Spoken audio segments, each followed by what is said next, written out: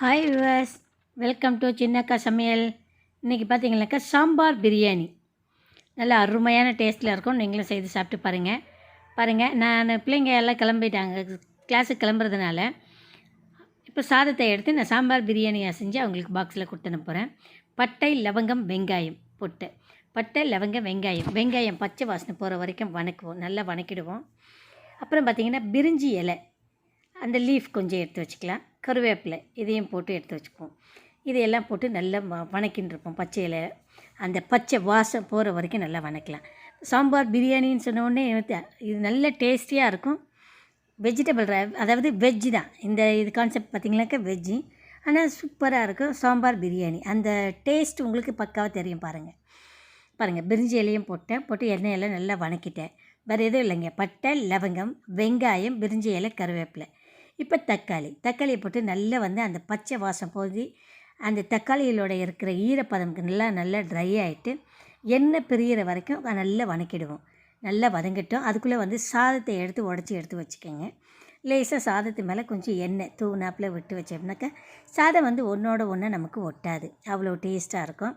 இப்போ பாருங்கள் நல்லா போட்டேன்.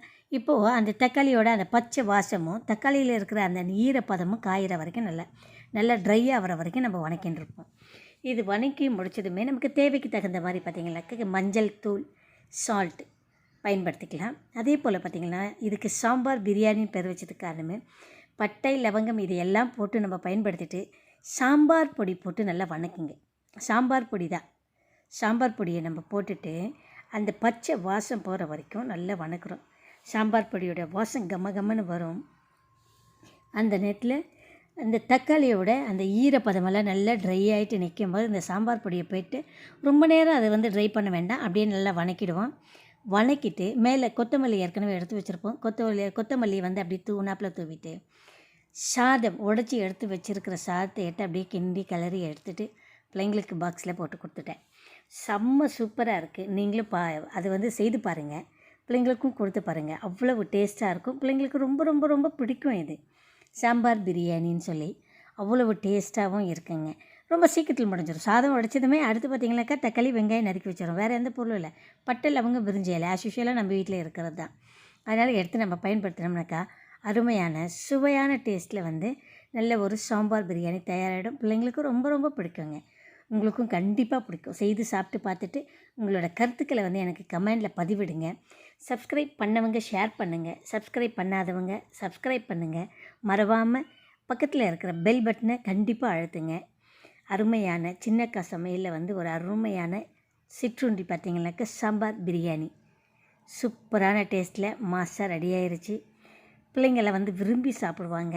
கொடுங்க, இதில் எந்த சைடு எஃபெக்டும் இல்லை. நீங்கள் செய்து பார்த்து நீங்கள் சாப்பிட்டு பார்த்துட்டே பிள்ளைங்களுக்கு கொடுங்க. அவ்வளவு டேஸ்ட்டாக இருக்கும். நல்லா விரும்பி சாப்பிட்ற மாதிரி இருக்கும். இதில் நீங்கள் அடிஷ்னலாக சோம்பு பயன்படுத்துகிறதா இருந்தால் சோம்பு பயன்படுத்திக்கலாம். ஜீரகம் வேண்டாம். சோம்பு பயன்படுத்துகிறதா இருந்தால் எண்ணெயிலேயே போட்டு வணக்கும்போது நம்ம சோம்பு பயன்படுத்தலாம்.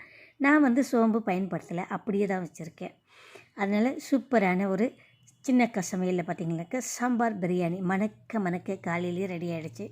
பிள்ளைங்களுக்கு லஞ்ச் பாக்ஸ் போடணும். ஓகே, அடுத்த பதிவு என்னன்றதை பார்த்துக்கலாம். அடுத்த பதிவையும் சின்னக்கா சமையல்லையே நம்ம சந்திப்போம். ஓகே, அருமையான சுவையான சின்னக்கா சமையலில் சாம்பார் பிரியாணி பக்கா டேஸ்ட்.